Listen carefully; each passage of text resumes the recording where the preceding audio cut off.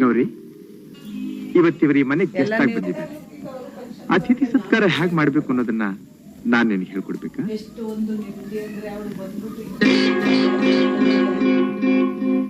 ಯಾಕೆ ಹಾಗೆ ಆಶ್ಚರ್ಯವಾಗಿ ನೋಡ್ತಾ ಇದ್ದೀಯಾ?